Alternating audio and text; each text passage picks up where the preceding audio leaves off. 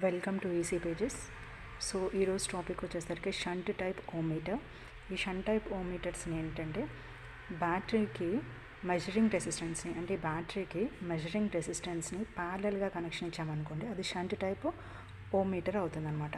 వీటిని లో వాల్యూస్ని మెజర్ చేయడానికి యూజ్ చేస్తారు. బేసికల్గా షంట్ టైప్ రెసిస్టెన్స్ని దేనికి యూజ్ చేస్తారు? లో వాల్యూస్ని మెజర్ చేయడం కోసం అని చెప్పి వీటిని యూజ్ చేయడం జరుగుతుందన్నమాట.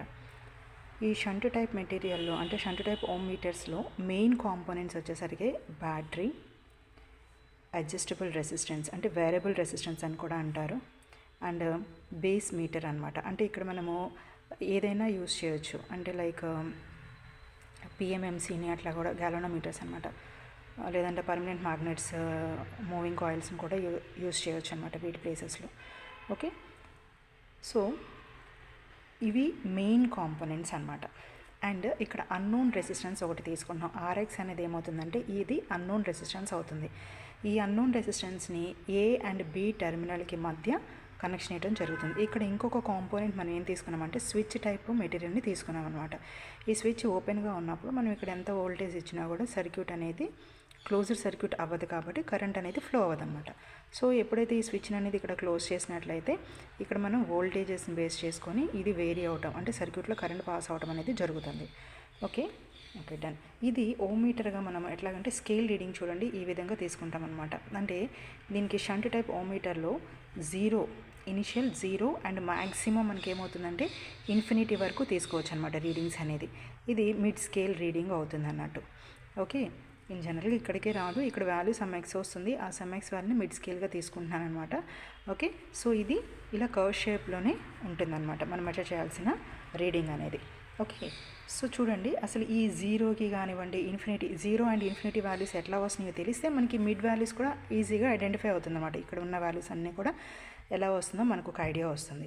సో ఇక్కడ మనం దాని గురించి తెలుసుకోవాలంటే ఫస్ట్ ఇక్కడ అన్నోన్ రెసిస్టెన్స్ తీసుకున్నాం కదా, ఈ అన్నోన్ రెసిస్టెన్స్ వాల్యూ అనేది అంటే ఫర్ ఎగ్జాంపుల్ ఇక్కడ జీరో అవ్వాలని అనుకుందాం. ఓకే, అంటే మనకి ఈ మీటర్లో మనకి ఇక్కడ వాల్యూ అనేది జీరో అని చూపించాలి. ఇక్కడ జీరో అని చూపించాలంటే మనం ఏం చేస్తాం, ఇక్కడ ఆర్ఎక్స్ వాల్యూ అంటే అన్నోన్ రెసిస్టెన్స్ వాల్యూని కనుక జీరో చేసినట్లయితే, ఓకే ఇక్కడ అంటే ఏంటి రెసిస్టెన్స్ అనేది జీరో అయినట్టే కదా. అంటే ఏంటి రెసిస్టెన్స్ని జీరో అవుతుంది అని అంటే ఏంటి అపోజిషన్ అనేది తగ్గిపోతుంది అన్నట్టు కదా, ఫ్లో ఆఫ్ కరెంట్ అనేది ఇంక్రీజ్ అవుతుంది ఇటు. సో ఇక్కడ మనకి వోల్టేజ్ అప్లై చేసినప్పుడు ఈ వాల్యూ అనేది ఈ విధంగా ఇట్లా పాస్ అవటం జరుగుతుంది.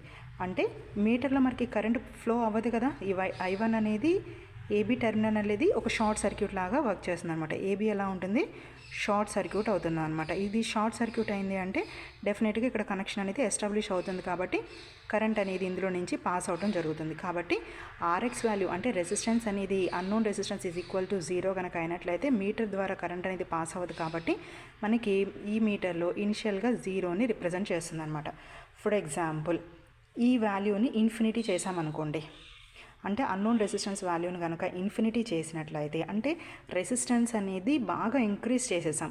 రెసిస్టెన్స్ ఇంక్రీజ్ అవుతుందంటే ఏంటి, దాదాపుగా ఇది ఓపెన్ సర్క్యూట్ అయిపోతుంది. ఇన్ఫినిటీ అవుతే ఏమవుతుంది, ఏబీ టెర్మినల్స్ అనేది ఓపెన్ సర్క్యూట్ లాగా ఉంటుందన్నమాట.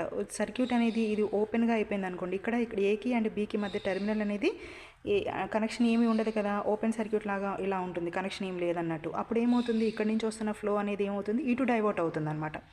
అర్థమవుతుందా?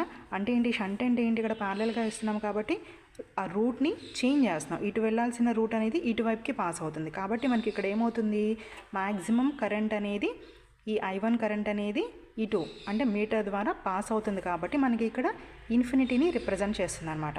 అట్లాగే ఇక్కడ మనం ఈ వాల్యూస్ని కనుక మనం అడ్జస్ట్ చేసుకుంటూ ఉంటే అడ్జస్టబుల్ రెసిస్టెన్స్ ద్వారా వాల్యూస్ అనేది ఇక్కడ మనం అడ్జస్ట్ చేసుకున్నట్లయితే ఇక్కడ రీడింగ్స్ అనేది వేరీ అవుతూ వస్తుంది. మనకి ఎంత అడ్జస్ట్ చేసుకుంటూ ఉంటే అంత రీడింగ్ అనేది వేరీ అవుతూ వస్తుంది అనమాట. ఈ విధంగా మనం షంట్ టైప్ ఓమీటర్స్ని సర్క్యూట్స్లో యూజ్ చేసుకోవచ్చు. Okay, thank you.